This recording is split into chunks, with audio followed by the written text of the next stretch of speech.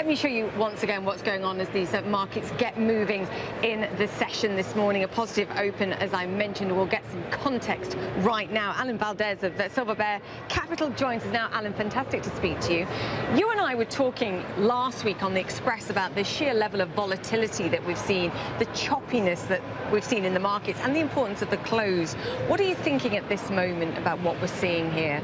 Well, you know, we're still seeing this volatility. Market does like volatility, but not this kind of crazy volatility. Yeah. But, you know, overall, it's really not that critical for traders down here. I mean, if you look at things, if you look at the real fundamental, we look at, say, credit default swaps. Yes. They did take a little pop the last 2 weeks, but basically they're trading low, which shows you that companies aren't really afraid of the economy. So that's a good sign, and all the other fundamentals out there. But, you know, ironically, today's the anniversary of Black Friday, 31 years ago. Yes. And the market, if it would fall today the same amount, percentage-wise, would be down 5,700 points. Wow. So there you go. I mean, that puts some context on what we're seeing in particular, given the rise that we've seen since that time, of course. You mentioned credit default swaps there. I mean, they're a measurement of the perceived riskiness of a company out there. And, you know, I think a lot of the conversations we see when markets pull back after so long rising is that people want to know exactly what's going on, what's causing this, how to understand it. But if we look more broadly over the past, a pullback of even up to 10% was considered pretty healthy. Yeah. And it happened on an annual basis. We've just got out of the habit of being used to it.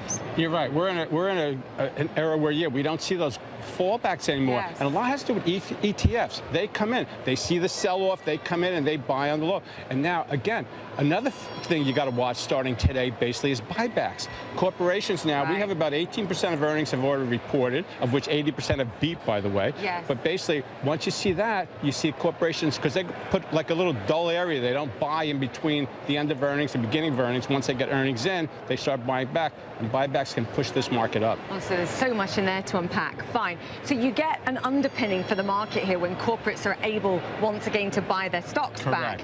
But you were also talking there about the difference between people actively going in and choosing to buy stocks versus exchange-traded funds that buy the index. They're considered passive. They don't make choices based on fundamentals. Right. They buy and sell based on market movement right now.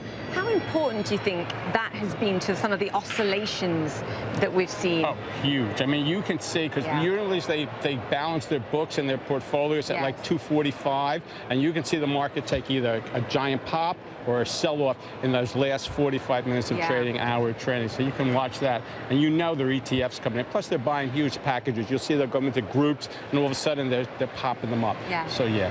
The message here is that the structure of the market has fundamentally changed. Alan, fantastic to chat to you. Thank you so much. Alan Valdes there.